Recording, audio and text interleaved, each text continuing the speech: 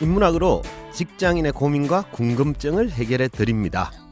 인문학이 여러분의 출근길을 가볍게 만들어 드립니다. 직장인을 위한 출근길 인문학. 제173화 행복을 원하지만 불행이 찾아오는 이유. 안녕하세요. 어쩌다 철학자 이호건입니다. 안녕하세요. 어설픈 자유인 장춘수입니다. 안녕하세요. 원조 딸바보 엄대장 엄민영입니다. 네, 반갑습니다. 반갑습니다. 갑자기 딸바보라 그러니까 그죠? 네.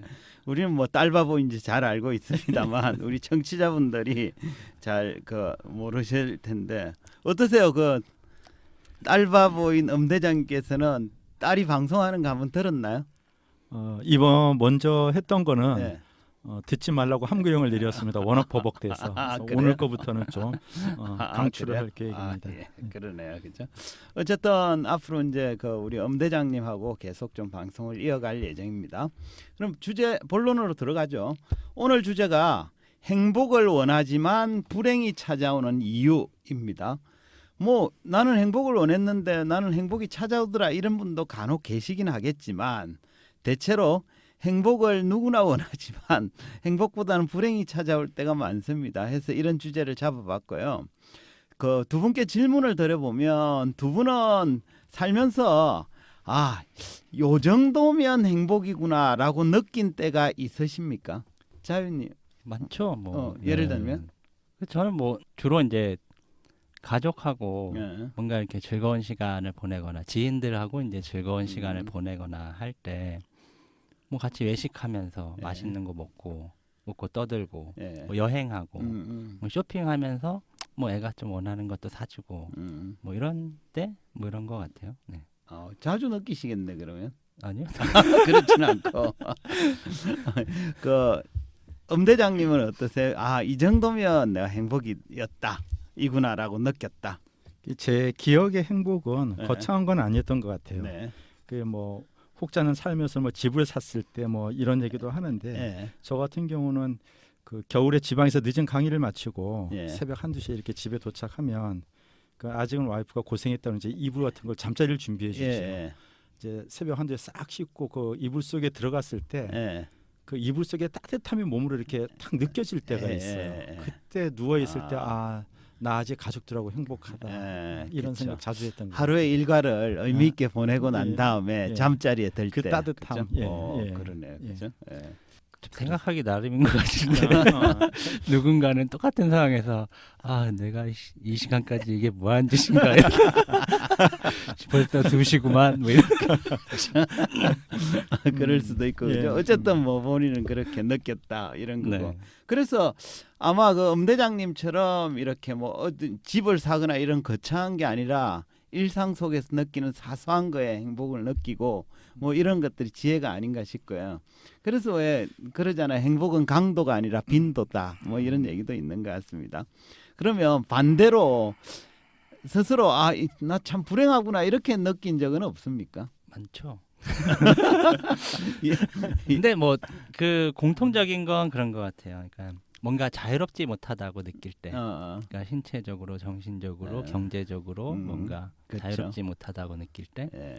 더러운 걸 참아야 될 때, 이런 그렇죠. 근데 원인을 보면 뭔가 자유롭지 못할 때 이럴 때인 것 그러니까 같아요. 하기 싫은 일인데 돈 때문에 어쩔 수 없이 할 때, 네. 그죠? 이런 거. 엄대장님은 불행 느낄 때는 없었나요? 많죠. 예외 없이 많대. 많죠. 근데 자세한 예는 못 드려도 예. 저 같은 경우는 이제 살면서 내가 원한다거나 예.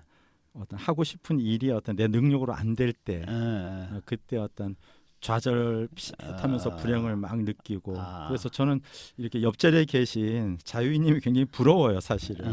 그래요? 어쩌다 자유인이 되고 싶은데 아직은 제가 노예처럼 뛰고 있기 때문에 예. 그렇죠. 근데 그 자유인도 노예처럼 뛸 수 있는 엄대장님을 보고 부러워하는지도 모르겠습니다. 근데 어떠세요? 누구나 행복을 느낄 때도 있고 불행을 느낄 때도 있는데 행복 불행 중에 어느 쪽 감정을 더 자주 느끼시나요? 둘 다 비슷한 것 같은 수준인데 반반? 네, 느낌적으로는 뭔가 불행하다라고 느낄 때가 좀 더 많은 것 같기도 하고. 네. 어떠세요, 엄대장님은? 행복 감정이 좀 충만할 때는 네. 내가 세상을 다 가진 것처럼 불행된 기억도 다 이렇게 가져지기도 하고 또 불행한 감정이 탁 떠올랐을 때는 왜 나한테만 이런 일이 이게 반복되는데 이렇게 이제 어느 쪽 비율이 더 높아요? 가능하면 억지로 행복한 감정을 느끼는 것처럼 하려고 노력을 하는 것 같아요. 예. 그렇군요. 그 이유는 이제 좀 면피하고 싶어서이지 않나. 내 인생이 왜 이렇게 쭈글시럽나 나이도 있고 그러니까 그래도 나 잘 사는 거 아니야 좀 면피도 하려고 하다 보니까 억지로 좀 그쪽으로 끌고 가지 않나. 그러니까 실제라기보다 해석이 그렇다는 거죠. 아니 그래서 제가 약간 이 빈도가 좀 비슷하다고 느껴지는 게 뭐냐면 그런 거예요. 일단 뭐 각각 따로일 때도 있는데 불행하다고 느낄 때 그거에 대해서 이제 막 생각을 하잖아요. 왜 나만 왜 내가 무슨 죄를 지었다고 뭐 이럴 수 있는데 그런 이제 생각을 하다 가다가 끝에서는 그래도 이만하면 행복한 거 아닌가? 이런 합리화로 마무리를 하니까 뭔가 이렇게 불행과 행복이 비슷한 빈도로 있는 듯한 느낌이 있는 것 같아요. 일종의 정신승리법이네. 네. 그죠? 네, 좋습니다. 오늘은 뭐 대부분 다 그럴 텐데요. 오늘은 살면서 행복을 원하지만 실제로는 불행이 찾아오는 경우가 많은데 왜 그런지 행복과 불행이란 주제로 이야기를 좀 해볼까 합니다. 그래서 오늘 주제가 이제 행복 불행인데 행복이란 아시다시피 생활에서 충분한 만족과 기쁨을 느끼는 상태를 말하죠. 이와 반대되는 상황을 불행이라고 부릅니다. 철학자 아리스토텔레스는 인간이 추구하는 모든 활동은 궁극적으로 행복을 얻기 위함이다라고 주장을 했습니다. 그러니까 인간은 기본적으로 행복을 추구하는 존재라는 뜻인데요. 뭐 당연한 얘기겠지만 인간은 기본적으로 불행은 좀 가급적 피하려 하고 행복은 가까이 하려 하고 추구하려 하죠. 그럼 여기서 질문 하나 드릴게요. 사람은 언제 어떤 상황에서 행복감을 느낄까요? 엄대장님 저 대답. 같은 경우는 네. 뭐 내가 기대를 한다거나 원하는 것을 좀 얻었을 때 기대하는 거 원하는 걸 얻었을 때. 네. 뭐 그런 것 같아요. 자유인님은. 관점이 좀 틀린 거예요. 네. 저는 고통에서 해방될 때. 그렇죠, 그죠. 그러니까 대부분의 직장인들이 네. 직장에 있을 때는 불행하다가 네, 이제 퇴근하고 퇴근을 하면 고통에서 해방되니까 내가 원하는 게 그거예요. 지금 그죠? 우리 자유인님이 그러네, 그죠. 근데 뭐 다 맞는 얘기인데 최초로 행복의 정의를 수학 공식으로 설명한 철학자가 있는데요. 누군가 하면 저희 방송에 자주 출연하신 분입니다. 그리스 철학자 에피쿠로스예요. 그는 행복을 이렇게 정의합니다. 행복이란 자신이 가지고 싶은 것 분의 실제 가지고 있는 것, 즉 그 분모인 자신이 갖고 싶은 것, 그러니까 자기가 기대하는 바, 이게 이제 분모고, 분자는 실제로 가진 것, 현실이죠. 그거의 비율에 따라 행복과 불행이 결정된다라는 뜻입니다. 가령 돈을 100억 가진 사람이 1000억 가지기를 바라면 분모가 1000억이고 가지고 싶은 것, 분자가 100억이니까 10%밖에 가지지 못했잖아요. 그죠? 그래서 그 사람은 돈 때문에 불행한 사람이죠. 돈이 없어서, 적어서. 그죠? 반면에 자신은 100만 원만 있으면 족하다고 생각하는데 수중에 1000만 원이 있어요. 그러면 자기가 기대한 것보다 10배나 많이 가지고 있기 때문에 행복하다고 느낀다라는 겁니다. 이해되시죠? 예. 그죠? 이러한 에피쿠로스의 행복 공식을 적용하면 인간이 행복해지기 위해서는 두 가지 방법이 있어요. 단순하죠. 수학적으로 분모를 줄이거나, 그죠? 그럼 전체 숫자가 커지죠. 또는 분모는 그대로 두고 분자를 늘리거나, 다시 말해 가지고 싶은 걸 줄이거나 실제 가진 걸 늘리거나입니다. 근데 사람들은 이 두 가지 방법 중에 어떤 방법을 선호할까요? 아무래도 이제 실제 가진 걸 더 늘리려고 노력 많이 하는 것 그죠? 같아요. 네. 맞습니다. 그 대부분 그래서 분모보다는 분자를 늘리려고 막 노력을 하죠, 그죠? 근데 사실 그 분자 잘 안 늘어나잖아요. 우리 열심히 노력해봤자 통장 잔고 안 늘어나잖아요. 마이너스 통장만 늘어나지. 그죠? 그래서 보다 손쉬운 방법은 분모를 줄이는 거예요. 그러니까 자기가 가지고 싶은 걸 줄이면 현재 가진 것에도 만족할 수 있기 때문에 행복을 느끼기 쉽습니다. 하지만 제가 이렇게 아무리 얘기를 해도 현실에서는 대부분 이 방법을 선호하지 않습니다.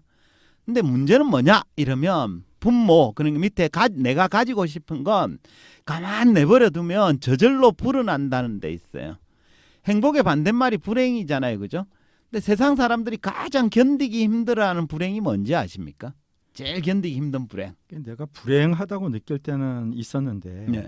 이게 이제 고통도 아니고 가장 견디기 힘든 불행이라는 질문을 받으니까 거기에 대한 질문은 답이 답이 어려운 것 같아요. 어떻게 생각하세요? 가장 견디기 힘든 질문. 불행. 나만 그런 것 같을 때? 그럴 수 있고. 다 행복한 것 같은데 나만. 그 작가이자 철학자인 알랭드 보통이 이런 얘기를 했어요. 공감되는지 들어보세요. 가장 견디기 힘든 불행은 가까운 사람의 성공이다. 공감되세요? 그러니까요. 제 얘기랑 크게 틀리지 않아요. 그렇죠. 제 대학 동기들은 다 괜찮게 사는 것 같은데 뭐 이런 생각이 들 때. 그죠? 예. 그러니까 사촌이 땅을 사면 배가 아프다는 속담처럼 가까운 사람이 큰 성공을 거두면 기쁘기보다는 견디기 힘든 불행에 빠지는 경우가 많습니다.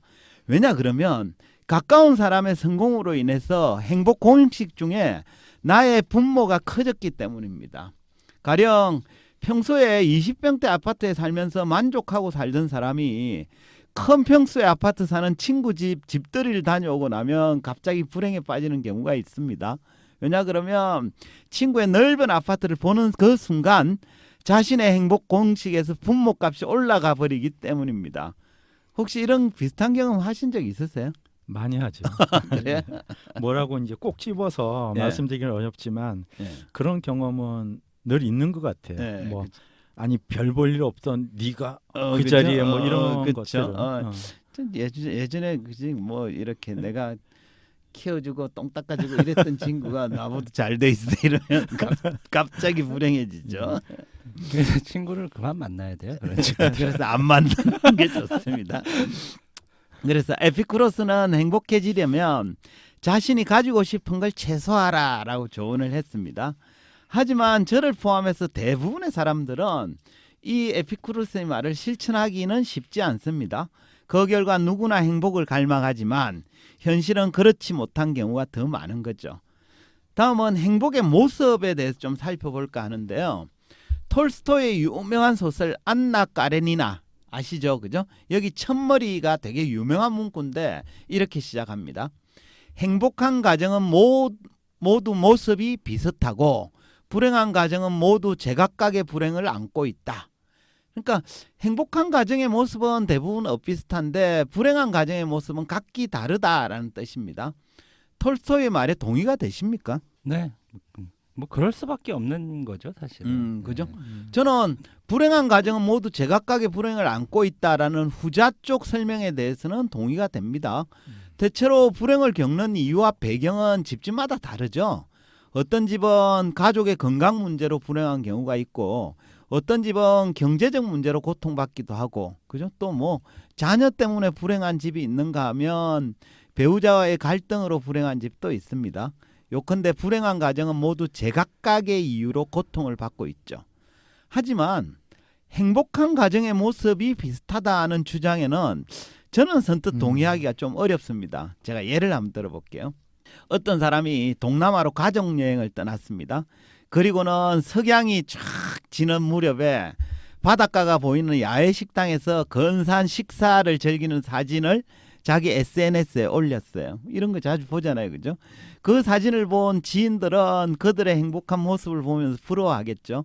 그런데 사진 속 그 부부는 실제로도 행복할까요? 그럴 가능성은 네. 뭐 있겠죠. 보여주는 네. 모습으로. 그런데 반드시 그렇다고 말할 수는 없는 것 같아요. 그죠? 예, 뭐 우리 다들 동남아 경험해봤겠지만 겉으로 보기에는 행복한 가정처럼 보이지만 반드시 그렇다고 단언하기 어렵습니다. 특정한 우리가 한 장면을 딱 보고는 행복한 가정인지 아닌지는 판단하기 어렵습니다. 찰리 채플린의 이런 유명한 얘기를 남긴 적이 있죠. 인생은 멀리서 보면 희극이지만 가까이서 보면 비극이다. 그러니까 앞에 예를 든 그 가족도 야외에서 근사한 식사를 즐기는 모습처럼 보이지만 지금 그 테이블 아래에는 모기나 벌레 때문에 막 성가시기도 하고요. 또 먹고 나면 바가지 요금 때문에 짜증이 날 수도 있고 나중에는 그 결과 돌아와서 콘도에서 부부끼리 싸우기도 하고 이럴 수도 있습니다. 내가 가지 말자고 그랬잖아 뭐 이러면서. 그죠? 그러니까 단지 사진 속 장면만이 행복한 모습처럼 보인 경우일 수도 있다 이런 거죠. 네. 그랬으면 하고 바라는 건 아닌가. 그것도 포함돼 배 아파가지고 있습니다만. 이 새끼들 분명히 싸웠을 거야. 그죠? 근데 그 배아프리즘일 수도 있지만 네. 행복의 지혜일 수도 있죠. 우리 와이프가 저 카톡 사진 보니까 예. 며칠 전에 갔던 그 파주 헤이리 마을 옆에 그 가드너스라는 예. 그 괜찮은 카페에 예. 그 사진으로 이렇게 바꿔놨더라고요. 예. 그래서 가족들 다 찍은 걸로. 예. 그 행복했냐고 물어봐야 되겠어요. 아, 그죠? 그래서. 그러니까 그런 어떤 괜찮은 카페에 이렇게 앉아 있는 특정한 모습을 사진으로 찍으면 되게 행복해 보이는데 거기서 한 2시간 앉아 있다가 지루해 죽는 줄 알았다는 뭐 이런 사람들이 있잖아요, 그죠? 아니 그래도 그 순간에는 행복했지 않았을까요? 네. 예. 그럼 이제 그러니까 모른다는 거예요. 내 네. 얘기는 행복하다 아니다가 아니라, 그러니까 보는 사람들은 다 행복할 거라고 예, 얘기를 몰라요. 하지만 실제 당사자는 그렇지 않다라는 거죠. 그리고 주로 SNS 올리는 사진은 행복해 보이는 것 같은 사진만 올리잖아요. 그렇죠. 실제 행복한 게 아니라, 네. 그죠? 사실 철학적으로 보면 행복은 관찰의 대상이 아니에요. 심지어 의식의 대상도 아닙니다. 영국의 경제학자이자 철학자인 존 스튜어트 밀이 이런 얘기를 했어요. 나는 지금 행복한가 하고 자기 자신한테 물어보면 그 순간 행복하지 못하다고 느끼게 된다. 무슨 말인가 하면 누군가가 행복을 의식하고 있다면 그는 지금 행복하지 않은 상태라고 봐도 틀리지 않습니다. 왜냐하면 진짜 행복한 사람은 자기 자신이 행복한 줄 의식조차 못하거든요. 그러니까 행복은 의식하지 못한 채 향유될 뿐입니다. 그래서 행복해, 이건 진짜 행복이 아니라는 거죠. 그렇기 때문에 타인의 행복을 관찰한다는 것도 불가능한 거예요.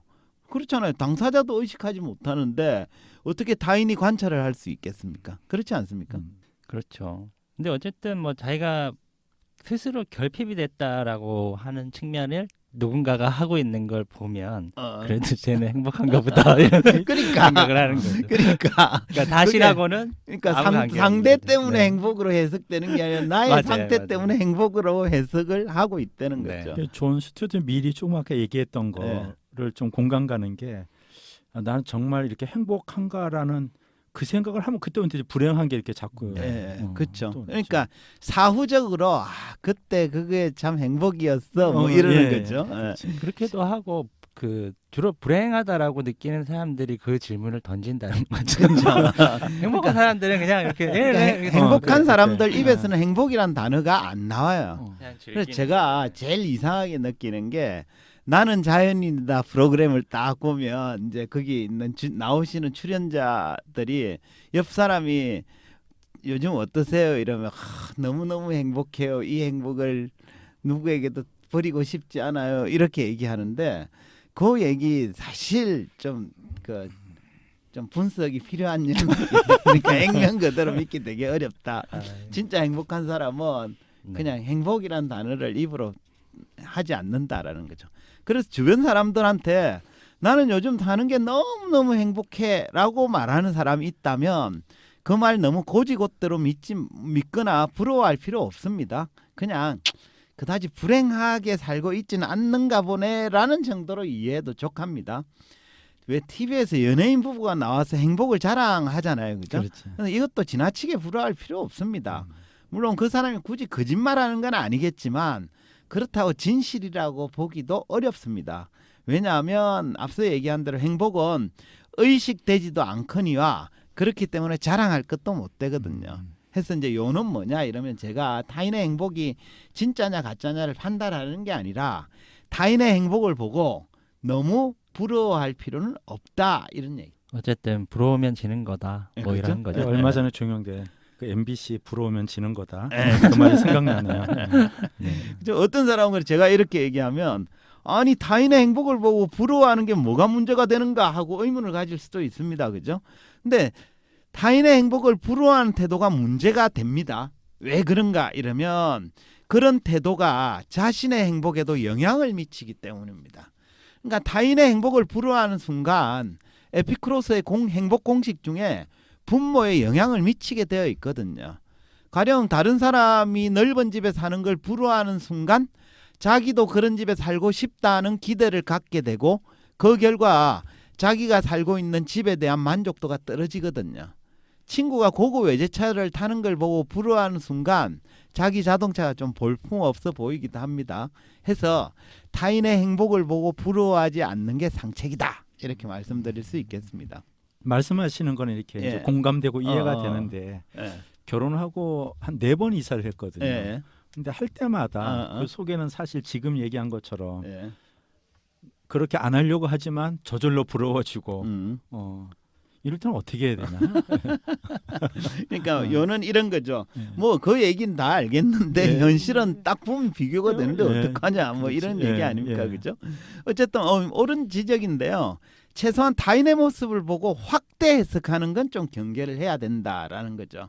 그러니까 사람들은 타인의 모습에 일면만 보고 마냥 행복이나 희극으로 해석하는 경향이 있는데 이건 올바른 태도가 아닙니다. 고급 외제차 타는 친구가 마냥 행복해 보이지만 그건 일면일 뿐이고 실상은 그도 그 외제차 때문에 큰 대가를 치르고 있을 수도 있습니다. 매달 할부금 내느라고 허리가 휘고요. 또 누가 자기 차에 첨집이라도 내지 않을까 노심초사하는 경우도 있죠.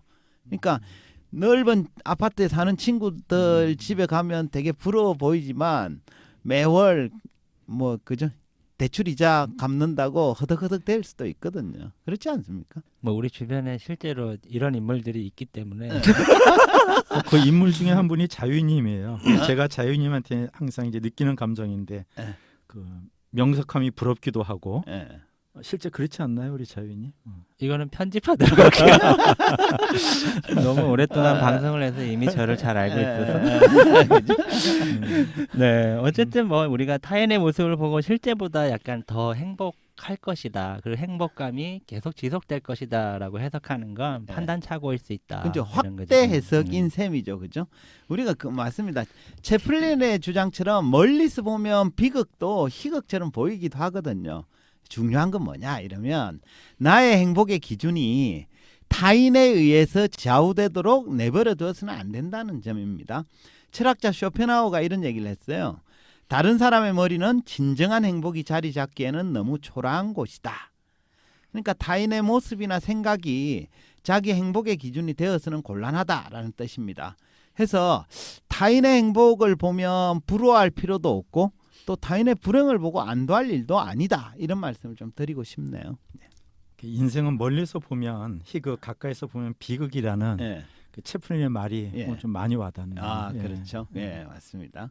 아마 사람들도 대부분 뭐 행복이 기대와 실제 차이에서 결정된다는 사실 잘 알고 네. 이런 것들 좀 조절하고 나름대로 할 텐데 네. 이게 생각보다 쉽지는 좀 않은 것 같아요. 네, 그러니까 저도 그렇죠. 이런 문제로 이제 아내하고 가끔 다툴 때가 네, 있거든요. 네. 그러니까 저는 분모를 줄이는 자세를 가져야 된다 네. 이러는데 그런 틀린 생각이다. 왜 자꾸 분모를 줄이려고 하느냐. 네. 정신 똑바로 차리고 살아야 네. 된다. 뭐 이런 지적을 받기도 하는데. 저도 그런 걸로 많이 다툴 때가 있습니다. 근데 요새 같이 이제 또 뭐랄까 SNS 이런 것들이 음. 많이 발달하고 또 사람들이 이제 그런 것들을 많이 좀 부러워하는 이런 마음 심리들이 너무 퍼져 있다 보니까 네. 오히려 그런 균형을 찾기가 어려워진 음. 시대가 아닌가 뭐 이런 생각이 좀 들고요. 그 자유님 말씀처럼 요즘 SNS가 발생하면서 사람들의 행복도는 많이 떨어진 것 같아요. 왜냐 그러면 SNS 상에서 자기 사생활을 좀 더 많이 드러내고 남들한테 보여주는 상황이 되다 보니까 자기 있는 삶의 모습을 공평하게 보여주지는 않잖아요. 그러니까 전체 삶 중에 제일 하이라이트 괜찮은 것만 하이라이트 시켜서 딱 올리죠. 그러면 보기 싫어도 보게 되고 그럼 하기 싫어도 비교를 하게 되고 그러다 보면 나의 분모가 커지고 그죠? 그러다 보면 불행해지고 이런 거죠. 그래서 SNS를 좀 더 현명하게 활용하는 것도 좀 행복해지길 바라는 사람이면 현대에서 좀 고민해 봐야 될 주제다. 이렇게 말씀드릴 수 있겠습니다. 그럼 마무리하죠. 뭐 아시다시피 방송 마지막은 한 줄 평 시간입니다. 오늘은 엄대장님부터 한 줄 평 부탁해도 될까요? 예. 아 예. 아까 앞에 내용에 아리스토텔레스 인간이 추구하는 모든 활동은 예. 궁극적으로 행복을 얻기 위함이다라는 문구처럼 그 행복이라는 게 내가 삶을 살아가는 네. 하루하루의 활동 속에서 얻어지기도 하고 잃어버리져 가는 것 같기도 해요. 네. 그래서 제가 최근 읽었던 어떤 책 내용의 글귀를 하나 좀 소개하면 예. 그 행복은 자신을 실현하고 주변 친구나 가족과 건강한 관계를 맺으면서 사는 과정에서 얻어지는 것이다. 네. 행복이라는 자체가 목표가 될 수는 없다라고 예. 시에 있더라고요. 예. 그래서 가족과 즐거운 활동을 통해 예. 행복을 얻어가는 한 주 되세요. 고맙습니다. 예, 감사합니다. 예. 그러니까 행복은 궁극적인 결과라기보다 중간중간의 과정에서 느끼는 거다. 그래서 행복보다는 그 과정에서 의미를 찾아라. 뭐 이런 얘기 같아요. 예. 네, 좋습니다. 자유님. 네, 저는 이렇게 정리하겠습니다. 행복이라는 문의 열쇠를 다른 사람의 주머니에서 찾으려 한다면 영원히 찾을 수 없을 것이다. 네, 좋습니다. 멋진데요. 그럼 다른 사람의 주머니에서 나의 행복의 열쇠를 찾는 건 평생 임차인처럼 사는 거네요. 좋습니다. 네. 오늘은 행복을 원하지만 불행이 찾아오는 이유라는 주제로 이야기했습니다. 철학자 에피쿠로스는 행복을 자신이 가지고 싶은 것과 실제 가지고 있는 것의 비율에 따라 결정된다고 보았습니다. 에피쿠로스의 행복 공식에 따르면 우리가 행복해지기 위해서는 두 가지 방법이 있죠. 분모를 줄이거나 분자를 늘리거나, 가지고 싶은 걸 줄이거나 실제 가진 것을 늘리거나입니다. 사람들은 통상 둘 중 분자인 실제 가진 것을 늘리려 하지만 보다 손쉬운 방법은 분모를 줄이는 것, 즉 자기가 갖고 싶은 기대를 줄이는 것입니다. 하지만 대부분 이런 방법을 선호하지는 않습니다. 근데 문제는 분모, 그러니까 자기가 가지고 싶은 것은 가만 내버려 두면 저절로 불어난다는 데 있습니다. 특히 우리는 다른 사람과 끊임없이 비교를 하며 살아가게 되는데 그 결과 분모는 점점 늘어갑니다. 또 그 결과 실제 가진 것은 변함이 없더라도 조금씩 불행하게 느껴지는 거죠. 결국 우리가 불행을 피하고 행복해지기 위해서는 타인의 모습을 보고 확대 해석하는 것을 경계해야 됩니다. 다른 사람의 머리는 진정한 행복이 자리 잡기에는 너무 초라한 곳이라는 쇼펜하우어의 주장처럼 타인의 모습이나 생각이 자기 행복의 기준이 되어서는 곤란하겠습니다. 이것으로 직장을 위한 출근길 인문학 제173화를 마치도록 하겠습니다. 저희는 다음 시간에 다시 찾아뵙겠습니다. 네, 감사합니다. 감사합니다. 감사합니다.